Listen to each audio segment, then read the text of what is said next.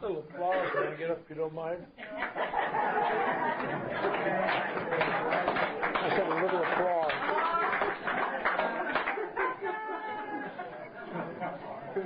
I don't care for myself, but it sounds good on the tape.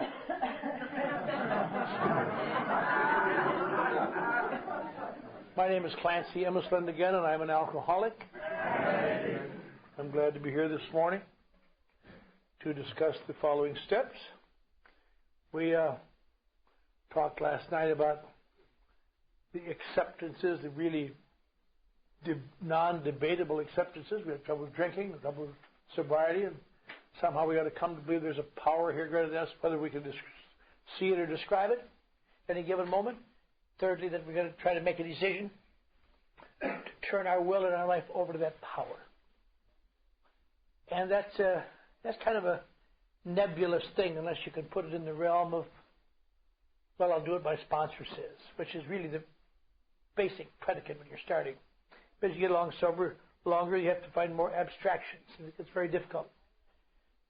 I think perhaps that one of the things that's difficult for people like me when I was new and occasionally now, because any problem I talk about I've had in the past, I occasionally have now. That's just how rotten I am. I hear people talk about how they've given up these feelings and just press the right button and they get them right back again. You know, some years ago there was a guy in our group he's an old guy that couldn't convince of that. And he's taking his second birthday cake and he looks like C. Aubrey Smith. I no longer hate anyone. It's wonderful to find this freedom. That was his sponsor. I've been listening to his diatribe for it. So I was saying to the friend, I don't know what devil made me do. I said, how about your brother-in-law, Al? He says, that son of a bitch.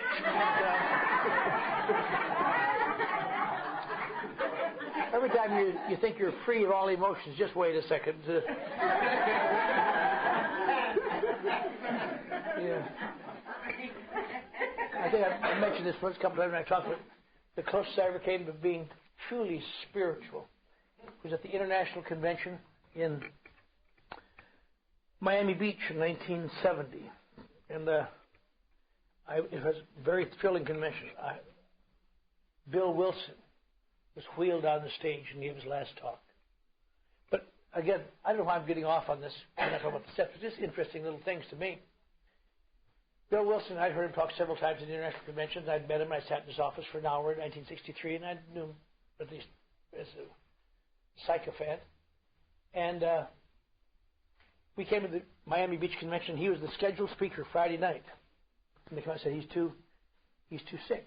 He can't talk. And we were, oh, God. They put in some substitute. We thought, well, maybe we'll hear him Saturday. But he couldn't hear him Saturday. And I was staying with some friends, an old guy from Pittsburgh, and he'd been sober forever. And he said, listen, kid, Bill Wilson's going to talk. I said, I don't think so. He's pretty sick. Believe me, he's going to talk. I said, I don't think so. Everybody I could talk to people from the World Service Office. They didn't think so. Sunday morning, we're sitting on the speaker, going, and all of a sudden, the guy came in. Bill Wilson is here. He's going to make an appearance. They wheeled him out, this dying man. He got up. Some of you heard the tape. He started off pretty good. He was full of oxygen. And all of a sudden, he ran out of oxygen. Like this. Slumped back in his chair. He had tubes in his nose. And they wheeled him away. And he died shortly thereafter. But I said to this old guy, this old fool, John, I said, John, how did you know that Bill was going to talk? Are you some sort of a mystic? Is that your thing? He said, no, I just happen to know that human beings are human beings. And Bill Wilson would never want it said that Dr. Bob talked while he was dying and Bill Wilson didn't. So we're dealing with people with human emotions.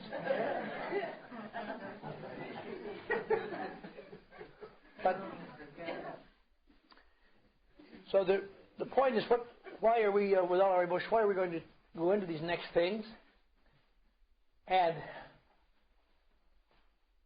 I find over the years, as I mentioned last night, I had a very difficulty with a higher power, because a higher power to me, if it were a God, was, if not vengeful, at least avenging. If a God who did not really want well for me, but wanted to give me justice. And that's one of the things you learn as you get older in the world. When you're young, it's easy to say, Justice. We want justice for the underprivileged. We want justice for all mankind, and especially justice for me. If you haven't got enough for them, give it to me. But as you get older, you realize you really don't. The cry becomes, mercy, mercy, mercy. I've had all the justice I can handle. So we try not to seek too much justice. But the problem I had with the higher power was that it's a difficulty, because what we're really seeking here, hopefully, is, I don't know what it is I'm seeking, but it's got to be something more than not drinking. I know how to do that. I went to the Texas Insane Asylum finally because I stayed sober too long once, and I finally wound up committing suicide. I was trying to help my wife through her pregnancy, and I stayed sober until I couldn't stand it. One day they were all gone from the house, and I just pulled the car in the garage, turned the motor, and went to sleep. But I couldn't stand it. So there's got to be something more than not drinking. After I was sober a little while, a few years, I remember talking to new people about why their belief in a higher power, how have you come to believe in a higher power? And somehow or other they got talking about how I had come in, I'd never even thought about it, but how I had come to believe in a higher power, and which enabled me to continue to try to stay around AA. The big problem I had with the belief in a God, I suppose, was that God is a very selective thing. You hear that all the time at the podium. God was with me and wanted me to stay sober. How about all the people who are not staying sober? I guess that implies God does not want them to stay sober. In other words, it's as though you can stay sober, you too can't. You can. No. Yeah, you know. If that's the way God operates, I am not going to be one of the select, I have a feeling. It's you out. Or just a gesture.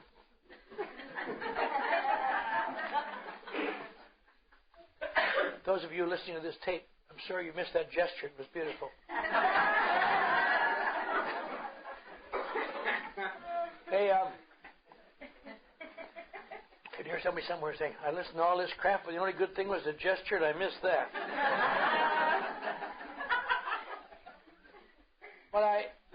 What is difficult to accept about God is that God, if rewards and punishes, I must be punished because I have not been a good man, and I've been evil and I've been a sinner. And I find over the years, little by little, as I took actions and did these things little by little, I guess in retrospect, what I came to understand, had to accept, the most difficult premise in a higher power, is that if God exists, and if He is what people say He is, then He must be the same to everybody. We talk about in God, in AA, the grace of God. Is the grace of God a selective thing? Do some people get it and some don't? Then it's nothing I can depend on. What makes it unusual is that I think you come to believe that God's grace, hopefully you can accept, falls on everybody. Like the rain in Shakespeare falls on the just and the unjust. God's grace falls on everybody. But how can you accept that? Then why, when I go to work in the morning, with God's grace, am I stepping over the bodies of people who are dying, and they also have God's grace? How can that be? And the analogy, I guess, that came to me early in my sobriety that began to help me overcome this was that it came to me little by little, I could conjecture it with a television transmitter. Television transmitter, on the day of the Grey Cup, sends out a picture, a clear, sharp picture of the game to every receiver in Canada. It's a sharp, clear picture and perfect. A lot of people don't even have their TVs turned on. Some of them have old TVs and they get funny pictures. Some of them don't even know there's a football game going on. Some of them who get the picture don't know how to dial it in. I began to equate God's grace with that TV picture. God's grace, or put it a different way. Call it peace of mind. Call it whatever you will. It implies that God means good for me. He wants things to be good for me. He's not going to do them for me, but God means good for me. And He sends me forth a picture of good. But I didn't even know it's there. Now, this television analogy, my TV set at home. I like to watch football games, and I have little grandsons who come racing through the room from time to time. There are always new ones, it seems like. And I can just turn my head, and they'll have those knobs turned in no time. Just and I turn back, there are blue people going.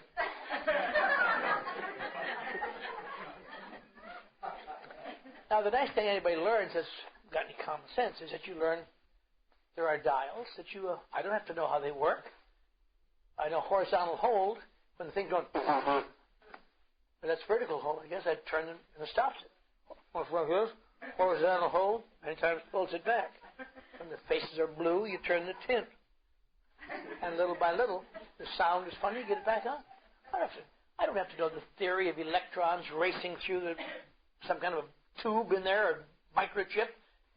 Nonsense. I just have to turn the damn knob. But I can get a picture up to the... Now, I think that God is sending out this picture. Like they're sending out the picture of that football game. And the picture is not of a great couple. It's called peace of mind, or grace, or inner harmony, whatever you want to call it. And it goes to everybody. And it doesn't care whether you got a Mitsubishi TV set or a GE, or because it's all... Your picture may have difficulty coming in, but the picture is there. Now, it seems to me, what Alcoholics Anonymous has done for me, it has taught me to use certain dials to get that picture. The picture's there whether I get it or not, but it taught me to use certain dials. Now, AA doesn't give me tools like a vertical hold that I can understand. That prayer, that knob is marked prayer.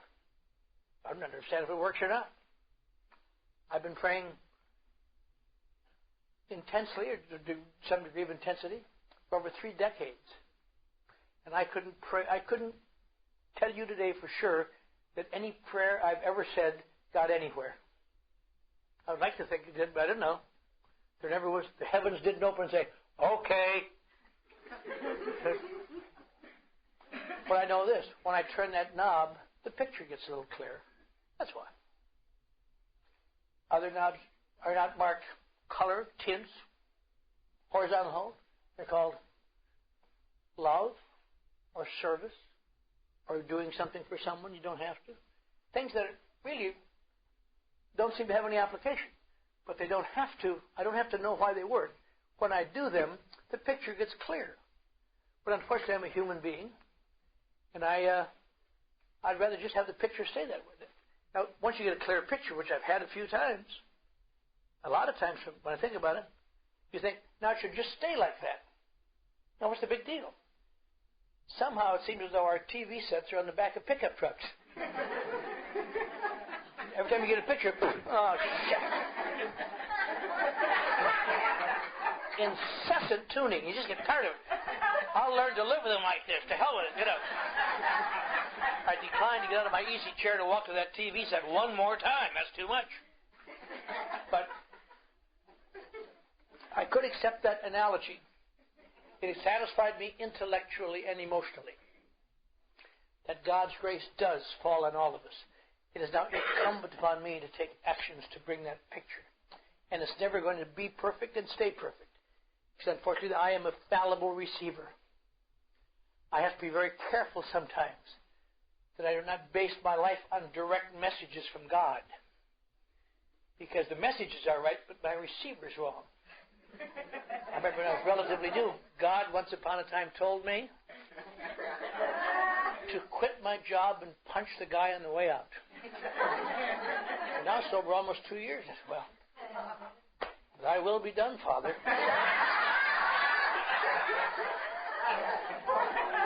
Later on, upon reflection, I think the message was, do not quit your job and punch the guy in the way out. But the receiver missed the do not. That's why it's always a little dangerous to operate on the basis of direct messages from God. That's why many times people who live on the basis of direct messages from God wind up in insane asylums. That's why we have to surround it by doing things. But it seems to me once we've come to a position in AA where we've made the acceptance that something's wrong and I can't do anything about it, and there may be something here that can, now the next 6 steps that we deal with are all ways of clearing up some of the static. That's all. Just ways of clearing up the static of the transmission in the channel, to open up the channel, to get competing problems out of the way, to get the snow off, or at least as much snow off the screen as you can. And we cannot work on them individually. That's one of the great problems in alcoholics. Well, like I say, I'd like to work on my guilt, or I'd like to work on my fear, or I'd like to work on my relationships. But it's very difficult to do that because it all comes from a basic mishmash. It's like a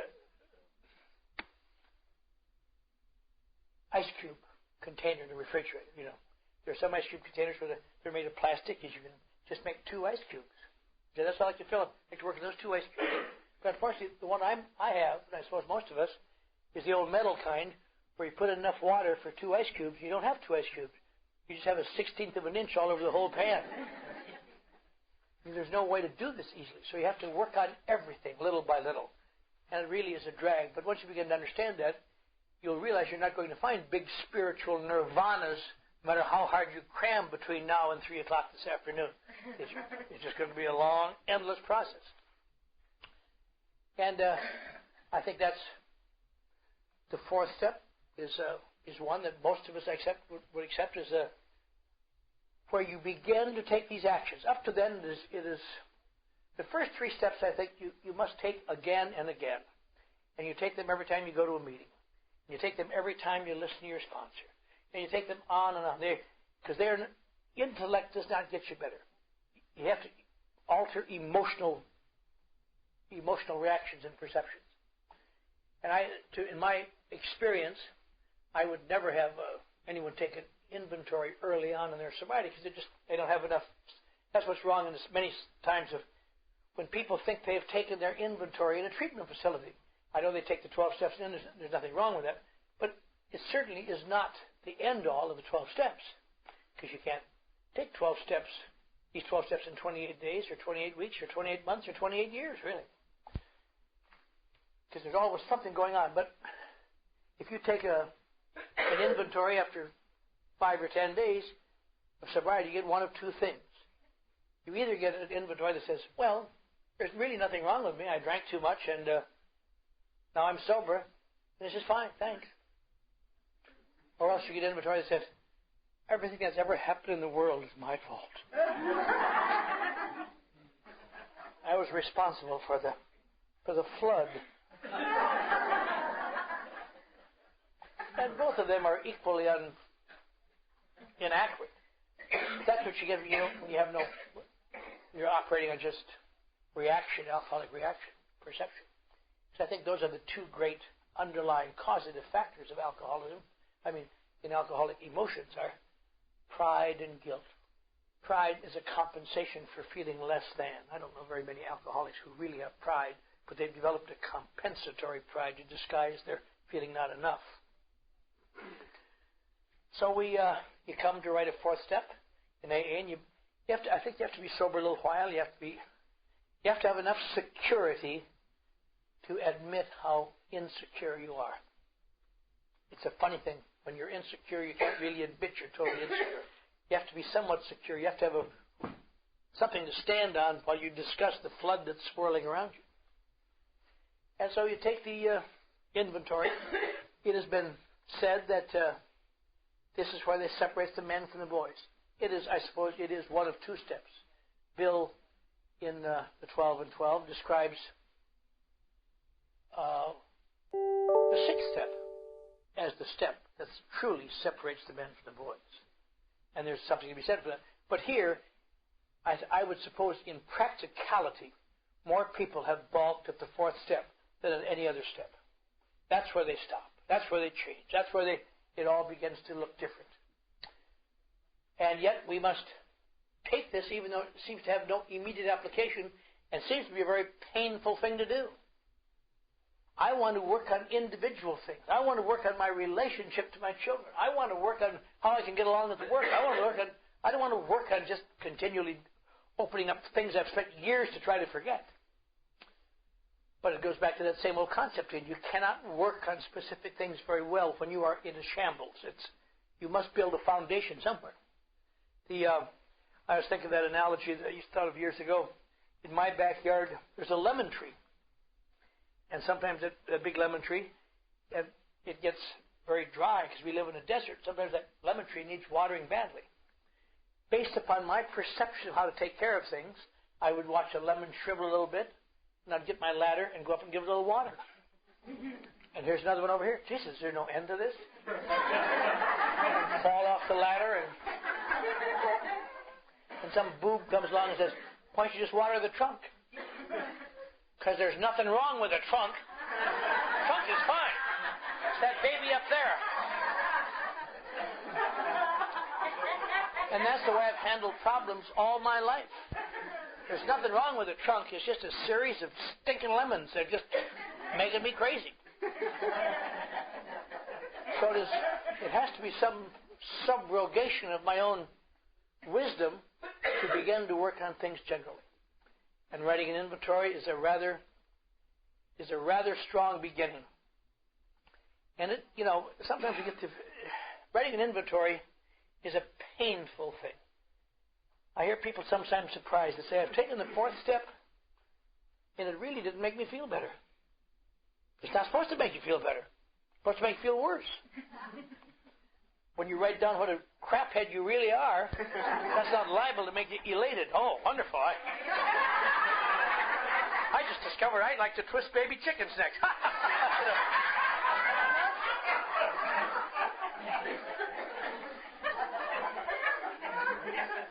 And there's there are people, Catholics, who say, I do that in the confessional. I don't need to do it. I told my sponsor, I don't need to do it. I've taken my inventory with a psychiatrist for many thousands of dollars. Why should I take it with an out-of-work actor? Well, as usual, he got testy. He was always getting testy. Come to think about it, everybody I know always got testy. I know what. And I told him I wasn't going to take an inventory. And like most people, I was prevailed upon to take it. Not by my sponsor so much, but just by the day I was going to commit suicide. A little pain here and there. I remember that day very clearly. I'd been sober about 6 months, and somebody put in some clout for me and got me a job as a dishwasher. That gives you a feeling of confidence to know that you need intervention to get a job as a dishwasher. I tried to explain to him. I've been on the faculty of the University of Texas. Just do the goddamn dishes. Shut up.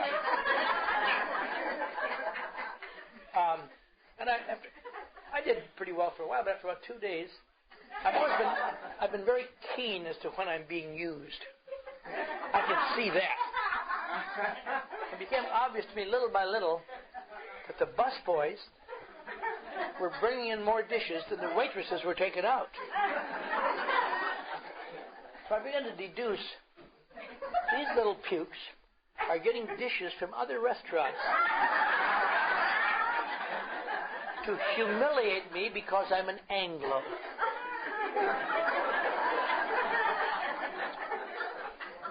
So I didn't do a lot of them, I just put them aside. The ones that seemed to be overflow. And at the end of the day, I had quite a good selection. And the managers actually do this. I said, no, let the damn busboys take them back when they found them. Those Mexican guys are really screwing you around. Well, turned out that I had miscounted. They were all our dishes, and he said, I'm going to have to let you go. I said, let me go? Then you have to go to the overdrive, I'm a member of Alcoholics Anonymous. Not saying I didn't want to be, I just said I was, and I'm trying to find a new life, and I'm working 12 wonderful steps, and it's a whole, you do all the things. He said, I don't care about that. You just don't wash enough goddamn dishes. And he fired me, and I left. I've thought about that many, many times since, I'll tell you. There's been a lot of times in my life, in much different milieus, I maybe have been up late at night, maybe helping somebody in the hospital at 2 in the morning. And it doesn't seem to me that I should have to go to work and be in that office, that advertising agency at 9 the next morning, along with the same people who just went to bed or watched television, did nothing. I'm giving so much more. There should be some special treatment for me. And I hear that guy's voice. They don't care what your story is. We just want you to wash the dishes. They don't care at work whether I sit in the hospital or somebody come at 9 o'clock and do my job. We sometimes use AA as an excuse not to live in the world. AA is designed to help me live more comfortably in the world, not as a withdrawal from it. It's a hard thing to remember. When all else fails, I remember I don't want to do something. Just do your dishes. They just want you to do your dishes. Shut up. You can't really say it when people are looking because it looks funny when you just say, shut up, shut up. Sometimes you just have to do it with mime.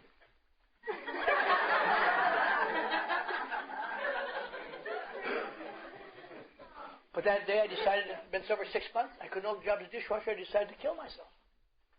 And I started, and I didn't want to, I never been into pain much. I had no car to drive, to put on the, take carbon monoxide, which isn't a bad way to go, I might say. But so I decided to walk in the ocean, because I'd always been rather dramatic. I was stuck in my mind, A Star is Born, Frederick March, walking in the ocean. And they're all sorry later, saying, oh, why did we live? Poor Norman, Maine. And so I started to walk to the ocean, and I hadn't been there walking, and I walked, and that's a big town. I was in eastern end of Beverly Hills, and I walked, and I couldn't find the ocean. I was walking that dramatic, maybe you've done this if you're depressive. Sometimes you walk through the streets when you're really depressed, and you just know that you're like Hamlet walking the battlements at Elsinore. It's just, you're a tragic figure, and people must be looking at you saying, oh, what a tragic and wonderful. What a terrible load he must carry. It really doesn't strike you what you're saying. Did you see that asshole? You know, but you walk, and I walked. I couldn't find the ocean. I finally stopped at a gas station. I says, where's the ocean? Here's the western end of Beverly Hills. You have to go out past the Veterans Hospital, and then another 3 miles. I said, well, I don't mind dying, but I'm not going to walk 5 miles.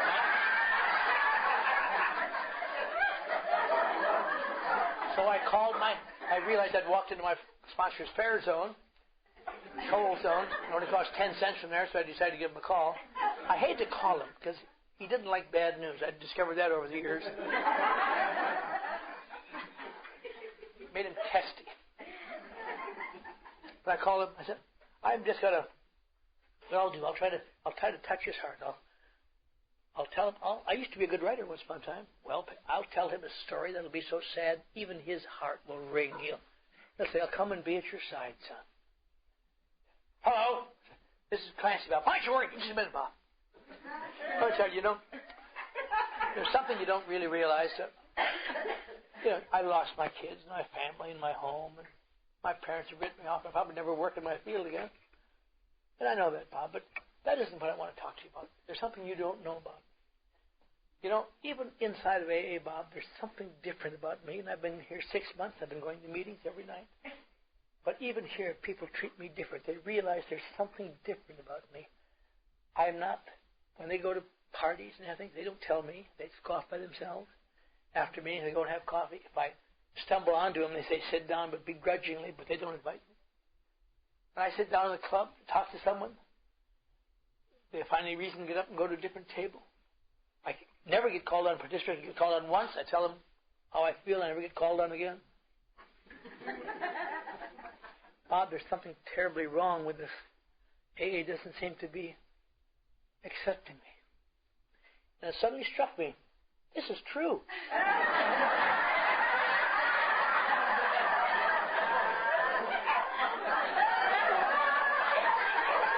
The worst story I could think of was mine. And I don't know about others, but it touched me so much I burst into tears. I said, Bob, what am I going to do? What am I going to do? I figured, my sponsor said, why don't you write your goddamn inventory the way I told you?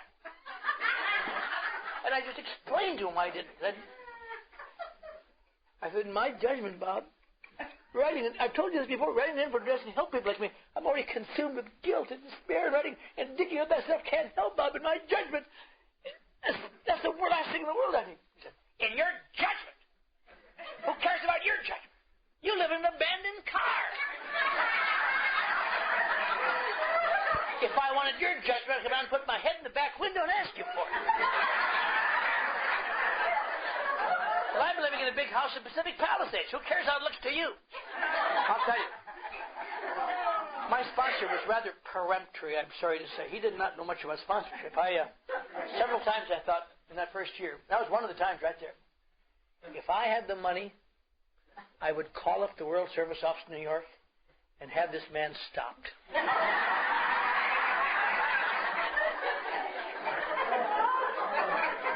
I could just visualize myself. I just want you to know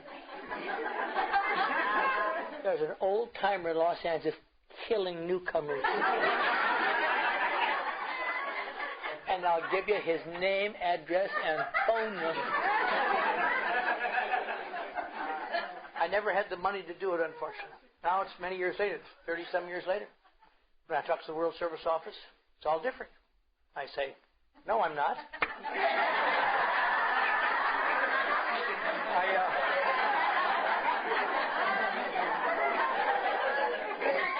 I've been on both sides of this equation, and I'd rather be on this side. I'd rather be the one sleeping and let somebody else lay awake and think about me. Someday I'm going to kill him. I'm going to kill him someday. But that day he made me so upset that in a fit of absolute craziness, I came out of that telephone booth. Thank God I turned left. If I turned right, I'd have made the ocean in 2 bounds. I got it. Here's a paper. I'm right my inventory. I was just crazy. I wrote things that I would never tell anybody. In fact, what my sponsor told me the week before, he said, if you ever write an inventory, put in things you don't tell your psychiatrist. Put in everything. And I told my psychiatrist everything. After I wrote, I hadn't told my psychiatrist anything. You think I'm going to spend that much money to tell a guy something that's going to make him reject me? Get out of my office, you sick son of a bitch. I told him what he needed to know.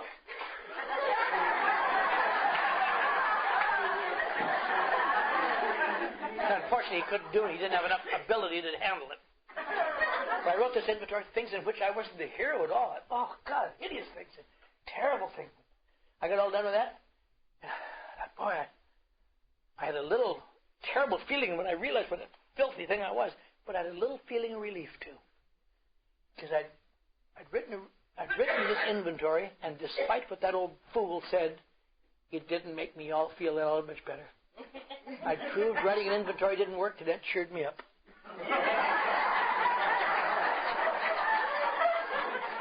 I didn't have what you call a good attitude. About a week later, I'd stayed in this depression for a week, and I was about to commit suicide again, and I said, I guess I better read it to the old fool. Can I read you this inventory? He said, all right, what time? So he took me in his car. We rode along the ocean for 40 miles to Oxnard. And it was at night, he gave me a flashlight and a piece of paper. And I read this. It was a little easier moving in the dark, I'll tell you that, than sitting looking at him, which he knew. And I read this, and I did the same, I'm sure, because I've heard it so many times since. Same thing. You know it's a good inventory when they start off by saying, now, before I read this part, let me explain it. Never mind explaining, just read it. And you read, maybe a little tear drops. And we got up near Oxnard, I thought, he's going to make me get out of his car. Right? I didn't realize how rotten it was till I got almost done with it. I looked over and he's going, so I pushed him over the edge. We may go to a crash. That's a funny thing. Since then, I've taken that ride maybe 200 times on the other side, driving, while some other little puke has been over there that's flashing. Now, let me explain this. And I've always been a much better listener than my sponsor was. I always turn my head when I yawn. There's only so many things you can do with your mind and body, and for years I've wished God, I hope you'll have something good in that inventory, something new, just something to break up the hideous monotony. And they never do. I don't tell them that, but I wish it, you know.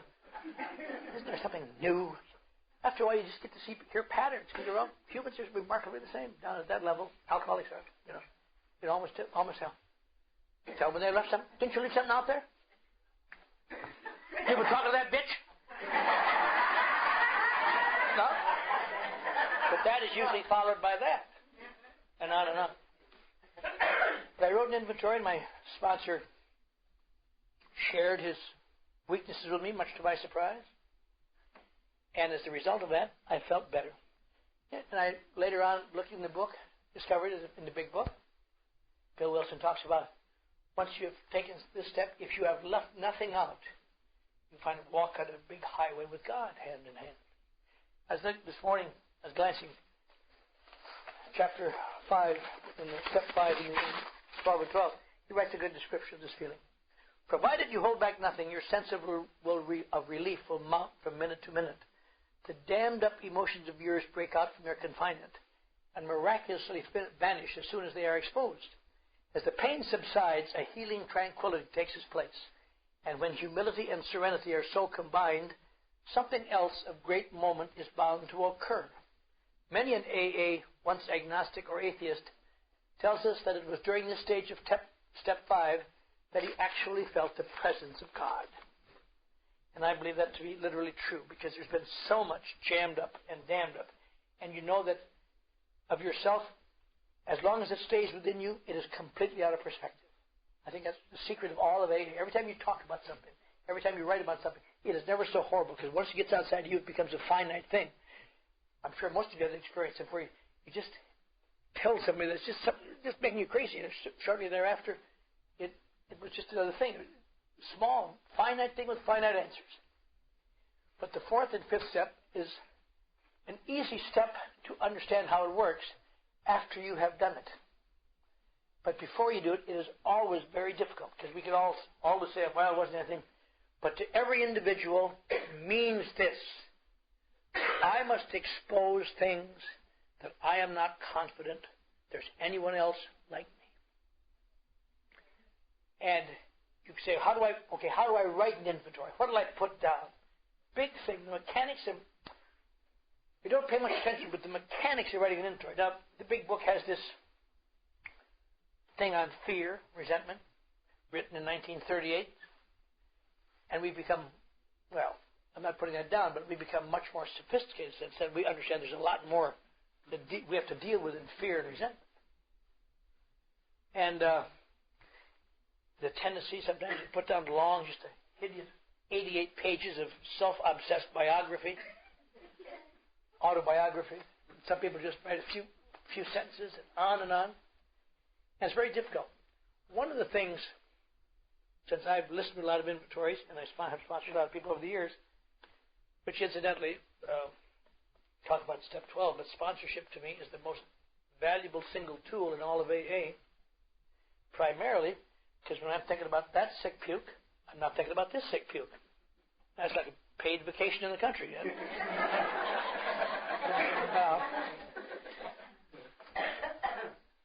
But I have, over the years, I devised I'm not certainly superimposing myself over any authority in the field, but for my purposes, I've devised 7 questions that I give to people that I believe when they answer it thoroughly will have written a good inventory as I understand it.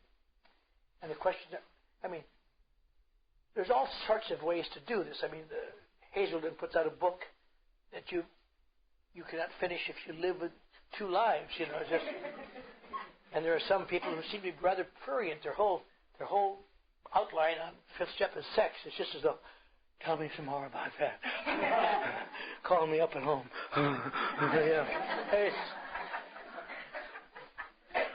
It's somewhere not quite like that. It is a big step, but it is only the 4th and 5th step are just one step and another step. That's all. No more and no less important than the others, but they do have an integral part. Because we've agreed now to try to follow AA's ways. Now we have to identify what the hell we have to work on. And that's all it is. to get up some of the crap that we've hidden all our lives. And most of us know that. And the questions I have devised, which I give to people, and seems to work well, and I'm certainly not recommending them to anybody else, but one, in looking back over your life, what memories are still painful, are still guilt-ridden, are still dirty?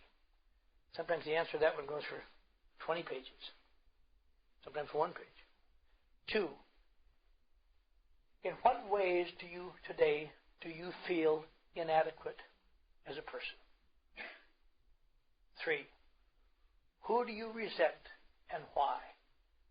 Be as specific and nasty as you can. 4, what do you conceive to be the ongoing problems in your human relationships? What seems to carry through in your human? So everywhere you go, there always seems to be the same kind of reaction. 5, what do you consider to be your defects of character as you see them? 6, what would you say today is your goal in life, whether realistic or not? 7, how do you think AA can in any way possibly help you to start towards any of these goals? Now, it doesn't sound very complex, but people write long answers to those questions, and they start writing, because the biggest problem is to really get the pencil on the paper. Once you start writing, it gets a little easier. It's getting that pencil on the paper to have something to write. Oh, yes, I understand that. Well, I'm guilty. And as they write, it starts to come out. I think one of the ways you know they've written a good inventory is when they're reading it, they start to cry at the enormity of it. Or not even cry, but just to choke up a little bit. It gives me a divine thrill when someone's reading their inventory and they choke up because they've written something they have buried so long they can't imagine they're reading it. And as a result of that, of course, they have a chance to write. And there's nothing really very new. There are new specifics, but not new underlying problems. Because it's always been my concept of this theory that the underlying problems are really the same. The things that underlie, it seems to me, every fifth step I've heard always gets back to those two main things. Lack, feeling less than, accompanied by false pride, together with guilt. And these things make us take actions that we would not ordinarily take. We have to defend, we have to prove, we have to overcompensate, we have to take these actions. And little by little, we live in just a tangled web. It is not going to change the fact that you were in jail while your son died. I remember that's one of the things I could not bear to look at. I put it in my inventory.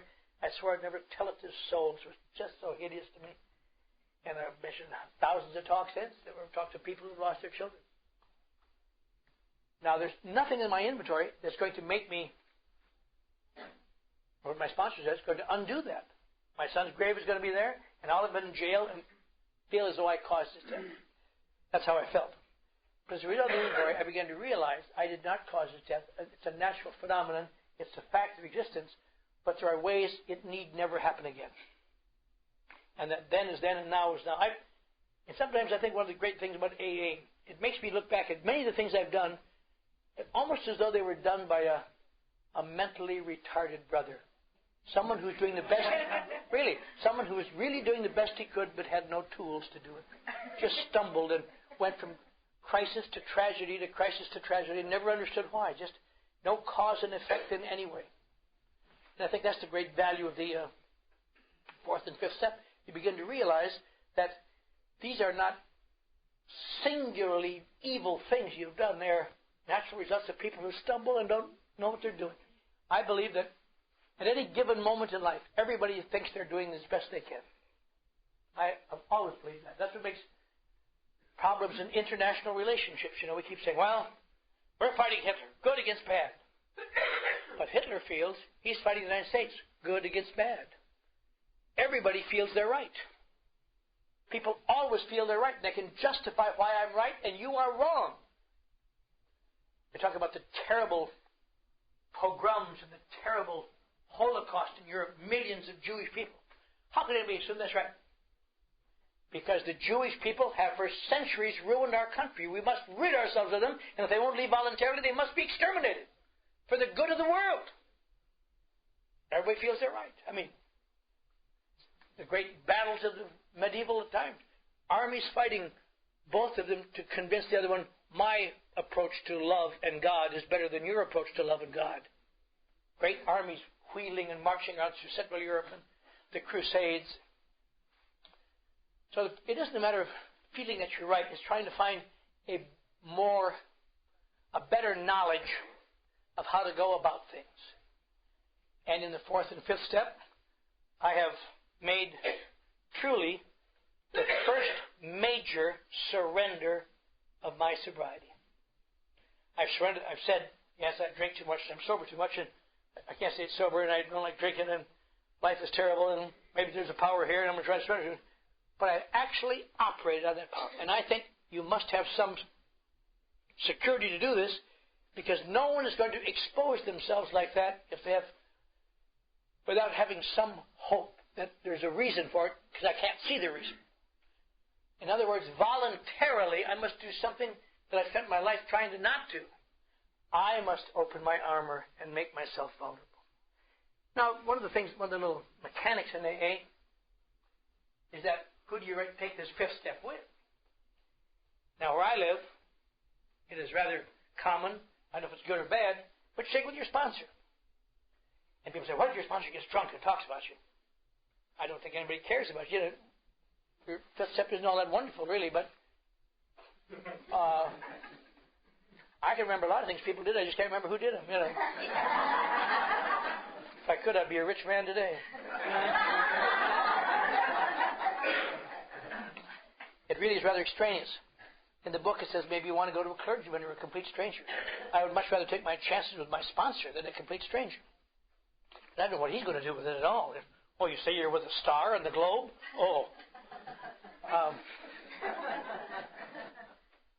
But it's kind of an interesting thing.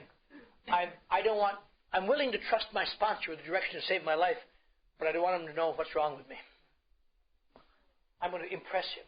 I have to keep telling people, all right, stop trying to impress me. Sponsors automatically know you're a fool. That's the one person who does. You have to impress him. He knows you're a fool. We can work from there. Oh, yeah, I guess I'm trying to impress your sponsors. The way you impress your sponsor is taking actions and doing things whether you want to or not. I remember when I was about a few years sober, my sponsor died, and I got this other sponsor, this spiritual giant, whom I hated, but he was the most active man that I ever knew in the world, the most dedicated, so he has to be my sponsor. And I couldn't, he didn't want to discuss much of anything with me, really. He just wanted to know what I was doing. And I, year after year, took actions and did things to win his approval. God, I worked hard to do it, and I did it. But that did more for me than all the abstract information in the world. Just watching him smile and say, you've done a good job. Oh, hell, anyone could have done it. It has a reverse side, though. Sometimes be tired, come home from work, and geez, it's Friday night. And I'm home with my family. I'm 10 years sober. I'm working in a big advertising agency, a lot of pressure. It's Friday night, and I see my calendar, let's go speak in Oakdale, which is 90 miles north, and the freeway is jammed. It's a hot summer night, and there's about 20 people in the meeting, and they just are like wax figures. And it's just hideous.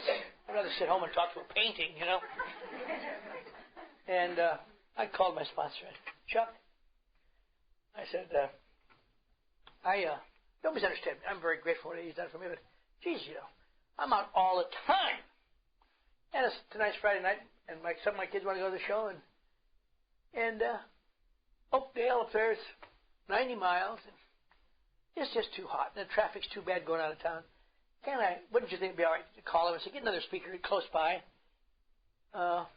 He said, well, son, I tell you what, I can't talk to you right now. I have to leave early because I have to go to Lake Arrowhead, which is 110 miles away. I talked to those 8 people up there, but if you'll call me in the morning, we'll talk about it. That's the day you feel like saying, I think he's about served his purpose as my sponsor. And the great criticism of Chuck C is he does too much. He pushes himself too hard.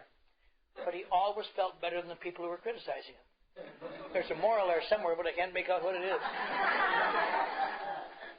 Almost as though action is the magic word. But anyway, fourth and fifth step, quite obviously is a great turning spot. And I think that since I'm allowed to change the format any way I want to, I think we ought to stop now for 15 minutes and have a cup of coffee. All right.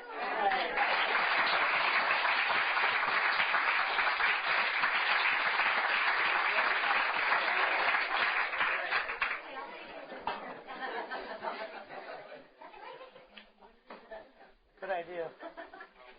Good idea. Not all of us are used to living in these kind of climates. I grew up in northern Wisconsin, where it was even colder than it is here, but as soon as I discovered there were warmer places, I left. Anyway, what we thought we would do, our charming chair lady, chairperson, thought it might be a good idea. What we're going to do for the rest of the morning is take up step 6. But first of all, maybe we can spend a few minutes on discussion of the steps we just talked about, 4 and 5, if you'd like. If you have any discussion or want to vent a feeling or ask a question or do whatever you'd like to do, come. Otherwise, I'll just talk incessantly.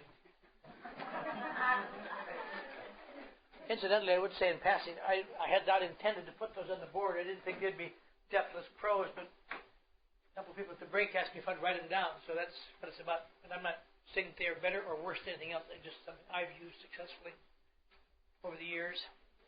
And it gets people going. Anybody discussion on steps 4 and 5? Yes, sir. Derek?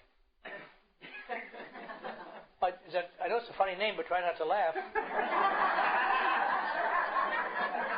You'll ruin your self-image. Yes, go ahead. Sure, in front of us, it got me going. I love it. My name's Derek, and I'm an alcoholic. Hi, Derek. Glad to be here and grateful to be sober and a really happy member of the Shepherd Group. I just wanted to comment. And say thank you again, as I had in the break, not only for writing down the 7 impressions you asked, but for saying that by writing it down, we make the mumble jumble of our heads finite. And that's such a I've wrestled with why it works, and you put it fairly, and thank you for that. Because with something finite, I can deal one day at a time, I can get into action. And when it's just floating around in the head, right. Thank you, Derek. Tapers asked me to repeat questions because they can't hear them as you say it. And I really find it hard to repeat that statement, just that he thanked the speaker for being wonderful.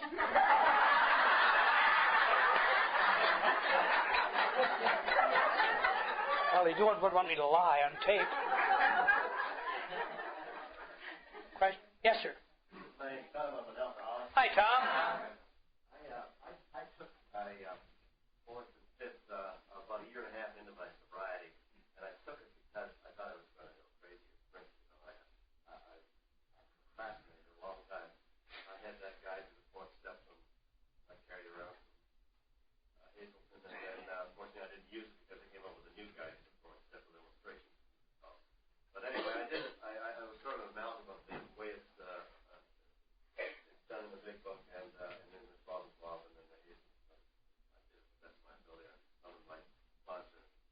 I took 2 days off work at night. 3 days off. Anyway, I gave it my best shot, and it was an emotional experience this time. Years, laughing. But I have never done it since. And I talked to my friends in AA, and they said, "Well, I just did my 4th step." It makes me feel guilty. Do you believe in taking the 4th step over and over and over and over again? Question is, some people in AA take a 4th step over and over again. I'm just repeating for the tape. And some people don't. Well, my personal opinion, that's all I speak for, of course, is that nowhere in the literature that I've read or the experience I've seen does it talk about a continuing fourth step. In my opinion, that can easily turn into an ongoing, socially acceptable self-obsession. That's my opinion. I know people in AA who just can't wait to, every time they have a problem, to get home and write about it. I get up and write about it. They can never do anything about it, but they can write about it. And I think we haven't. There may be a case for a second, fourth step further into your sobriety as things surface that you didn't have in your first fourth step. But for the ongoing business of living, that's why we have a 10th step. And we're supposed to deal with it then and correct it, not let it build up until I can finally vomit it out in another fourth step. But I guess there's no right way to do it, but I know of nothing in AA or experience of Bill Wilson or anybody else that would suggest there's an ongoing series of fourth steps, in my opinion. And I secretly feel the opinion of Bill Wilson and Dr. Bob in heaven.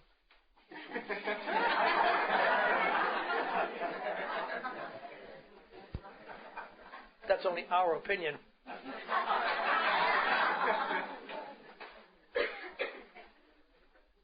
Anything? Any other? How can you tell the difference between an ongoing fourth step and an ongoing 10th step?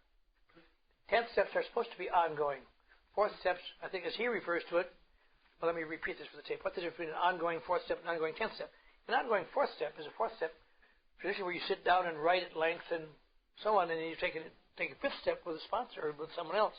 An 10th step is where you, at the end of each day, you examine how you're going, what you've been, you balance what you're doing, and the difference between, fourth step, it's an enormous thing where you get the truck going. And a 10th step is as you steer it. You've got to keep steering all the time. If you don't like that analogy, I'll think of another one. Yeah, not bad. I'll just jot that down, too. I'm certainly glad I came to this meeting. I needed it.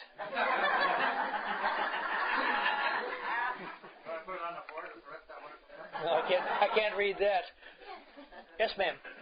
In the big book, when he talks about the fourth step, Yep. says that a business that doesn't take inventory is surely going to go out of business. Yep. And a business, he draws that analogy. You don't do this, and I'm going to counter with Sorry. Tom said.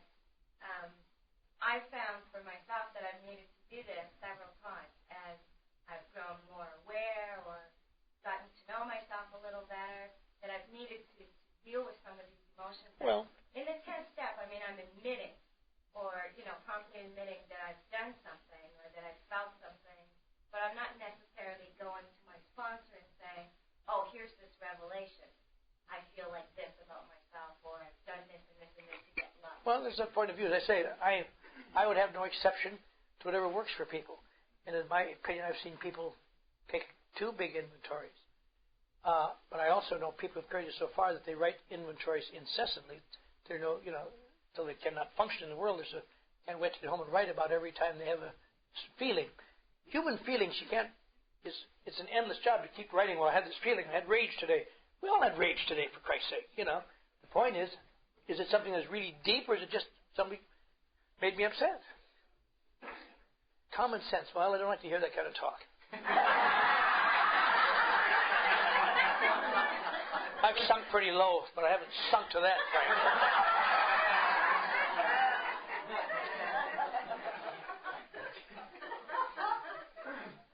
Anything else? Yes, ma'am. I'm not clear on why you would find what unrealistic goals. Oh, I want to be president of the United States. I want to be a movie star. I want to be a millionaire.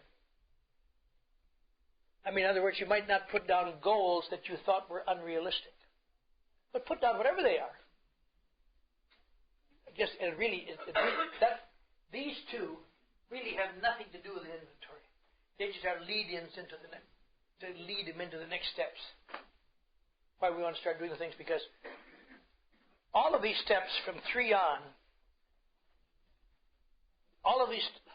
I can't read that here. I was just asking what it was out there on the floor.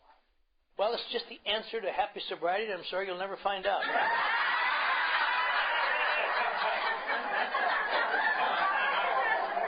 It's the formula men have been searching for 10,000 years. And you forgot your glasses. Isn't that the way it always goes?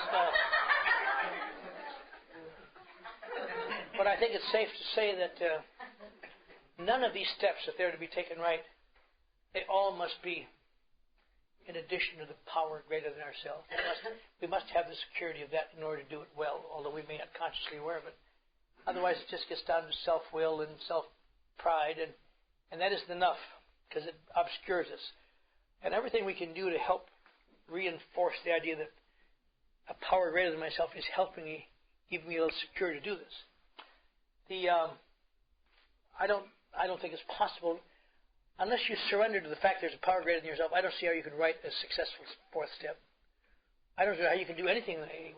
Make an unpleasant demand. Can't do anything that's really worthwhile unless you feel you are surrendering something. Based on my judgment, I wouldn't do that. That's not what I would do. That would not be considered the type of therapy that I need for my problem. As I whine to my sponsor, God, I'm so full of pain and guilt now of what I've done. Why should I rip? It's like ripping open scabs. Some of them are maybe healed a little bit. Oh, there's one that almost healed. Here, gotcha. Ripping open these same things. Yet it turns out that's how you get rid of it. To get it out of self. And the fifth step, of course, is to, when you take it with yourself, you do it as you write it, and read it. You take it with God. That's relatively easy, but it's very difficult to take it with another human being. That's where the humbling experience in the step comes, I suppose. It isn't that's humiliating, but it's you affirm what you have done. You affirm what you've done when you do it with somebody else. There are two steps where they talk about there really is a great feeling of relief following these steps. One is the fifth step because you've done it with someone else. One is the ninth step where you've done it with other people. When you're doing it with others, when you're getting out of self. And it seems to me for self-obsessed people, all of us, the exercise of AA is always getting out of self. Getting out of self. Because self-obsession just left untended comes right back in constantly. I think there's an interesting, again, this is really highly basic, oversimplified, but it's true, I would say.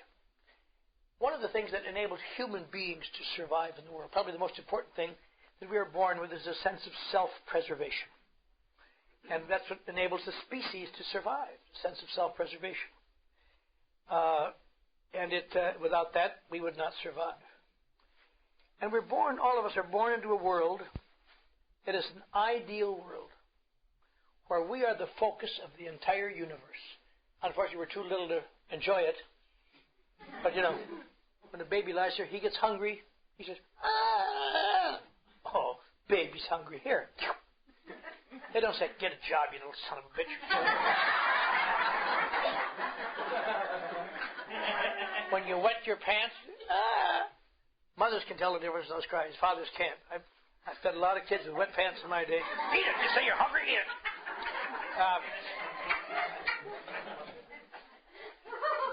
But you dry your pants and everything. Just wonderful. Everything you start to crawl and look at baby. Pulled over the lamp. How strong. Next year, whack! But for a while, the world is my baby. I'm the focus of everything. Whenever I have a want, isn't it a shame? It just comes when you don't understand, you don't realize it, but it's just the way I'd like to have it now, and it isn't. And it's just wonderful. One day, you go into a little room, perhaps, your living room, or somewhere, and there's another little child who up to then was the center of his universe. And you hear the beginnings of life. Mine.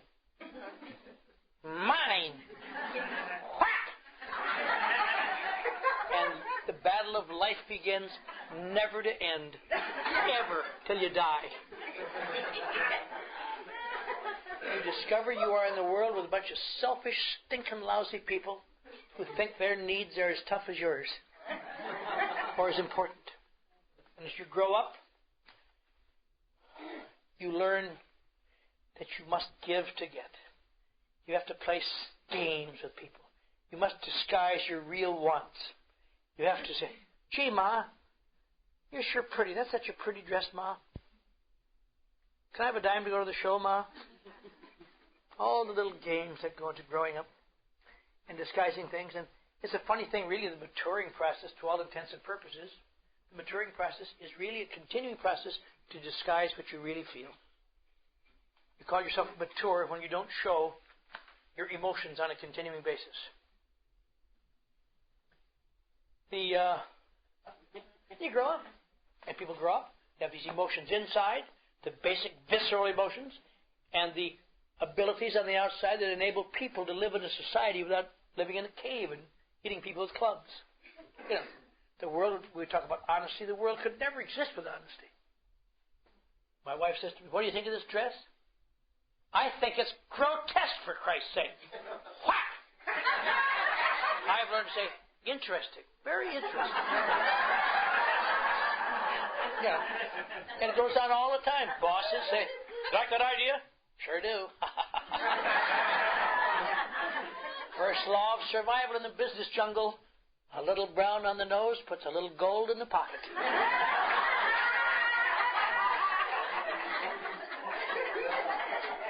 And you can poo-poo that in the abstract, but that's the real world in action. And so people grow up in the world.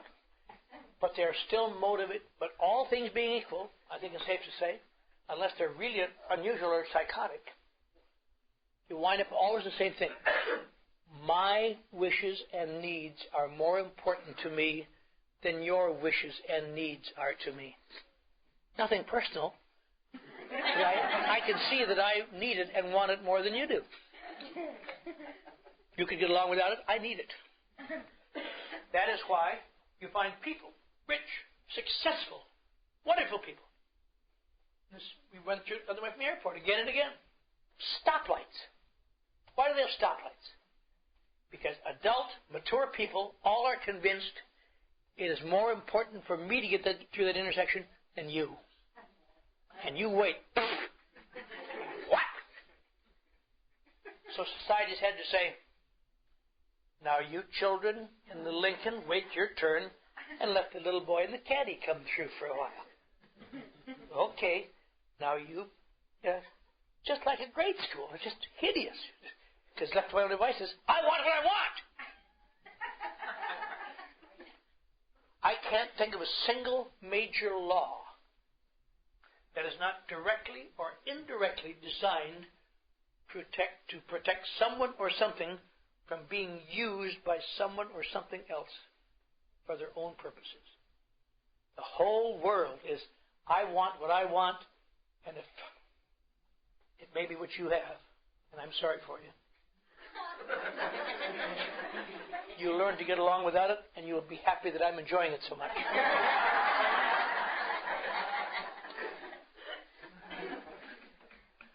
People sometimes feel people are against them. I spent a lot of my life feeling people were against me.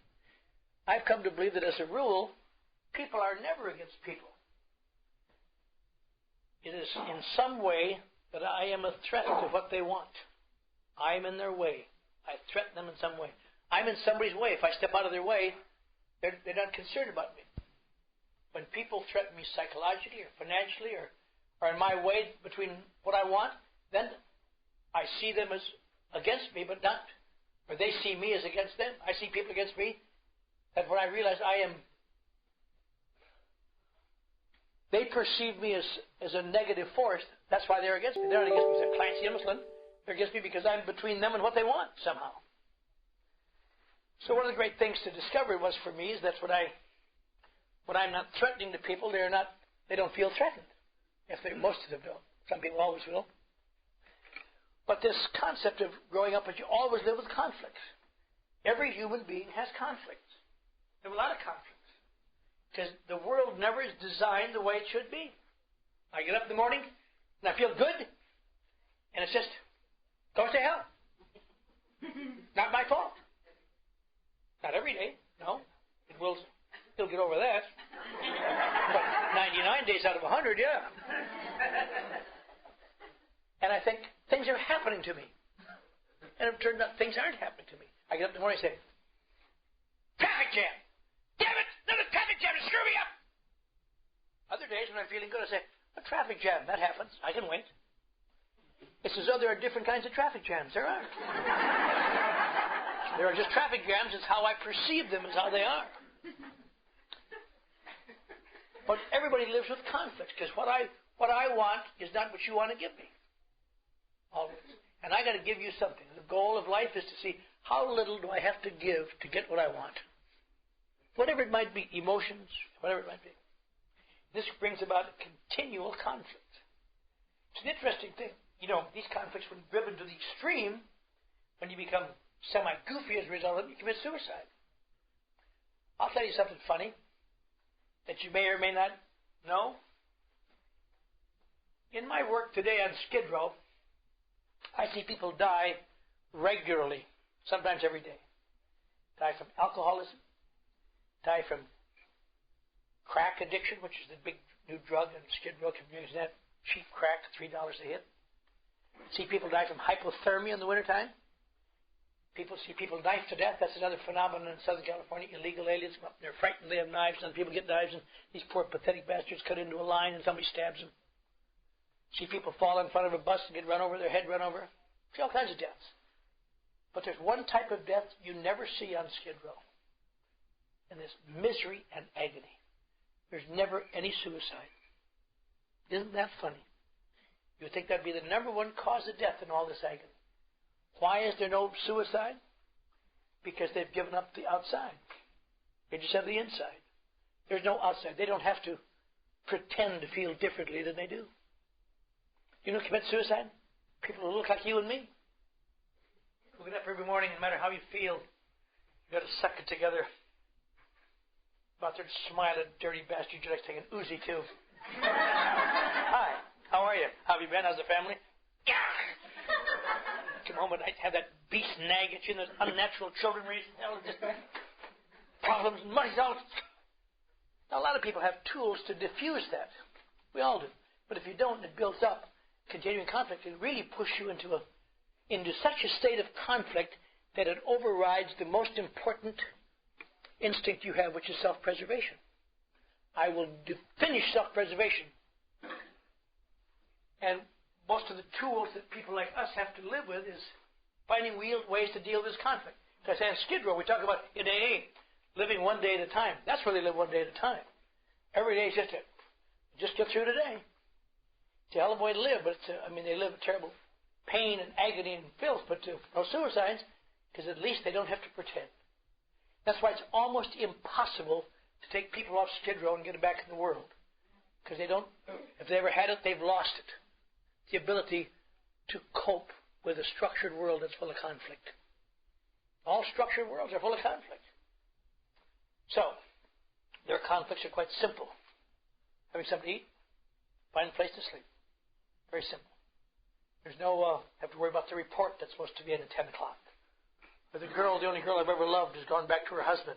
Or on and on, all the various conflicts that go in the world.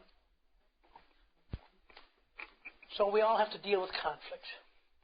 And that's what makes it so difficult, because each of us feel our conflicts, or many times are indigenous to us only. That's what makes my case different. And that's why I think, and I've worked very hard to deal with this conflict, and that's why I think Bill Wilson called Step 6 the one that separates the men from the boys. Because now you have to be willing to give up defects of character. You've got to be willing to give up defects of character, and the defects of character are primarily tools you've used to help you cope with conflict. And I got to be willing to give them up. And it's a frightening thing, because I remember thinking, if I give up all those conflict, if I give up all these defects of character, I'll become perfect. And AA says I don't have to be perfect. Chapter 5. No one among us has been able to maintain anything like perfect adherence to these principles. We seek progress, not perfection. And that would be a bad step to take at this time, to become perfect. And if I do have to give up some things, let me decide the order I give them up, I'm going to give up everything. Just like we were talking at breakfast this morning about, we were talking politics at breakfast, which you never want to do at breakfast, because I'm going to get that guy tonight. When he's sleeping, I'm like, for his own good, not for mine. But we're discussing about how politicians economize. They're all in favor of economy. Yes, I want economy. Yes, yes, yes. But we'll start with your district. My district needs what it's got. And that's the way it is with defects of character. I'm willing to give up defects of character. All of them. Lust? Well, let's start with murder.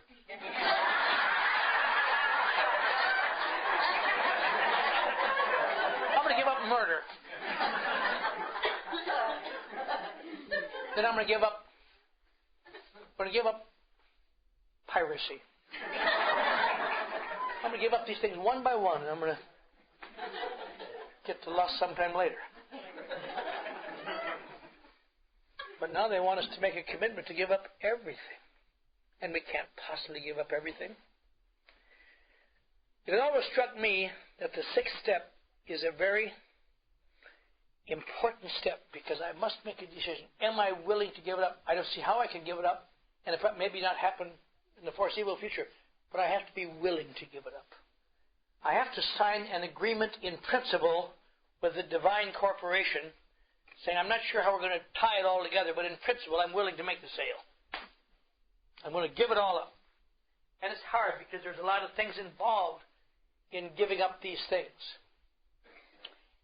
And it entails a lot. It entails a lot of fear.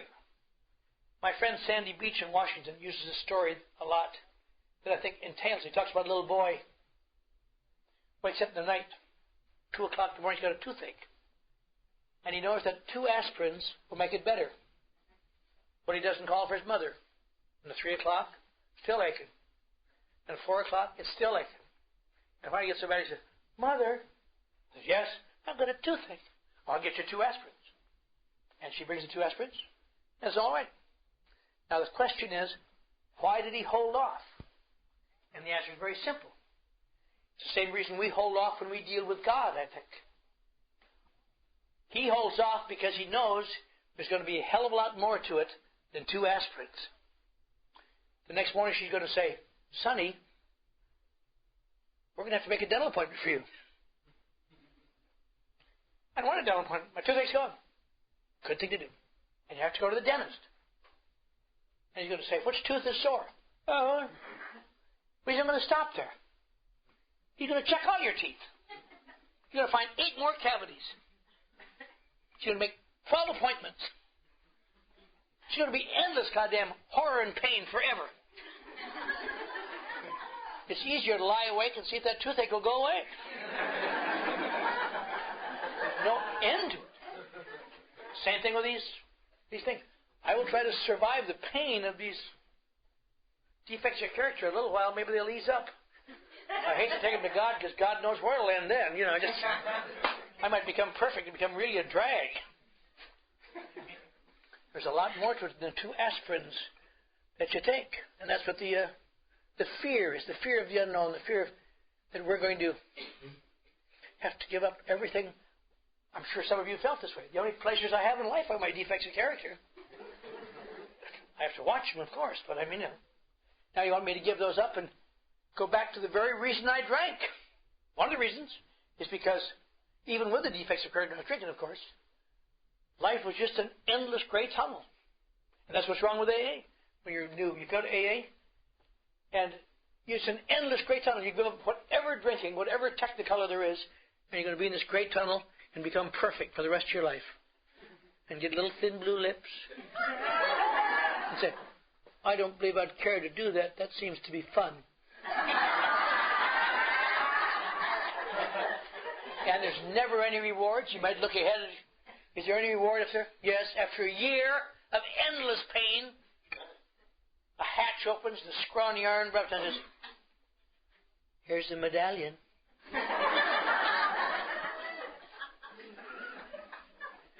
Is that all there is? That's all. Hope. That is not quite what I had in mind. That seems to That seems to work for others, but my case is different. I have more sophisticated needs, I guess. So the sixth step is a difficult step. I must become willing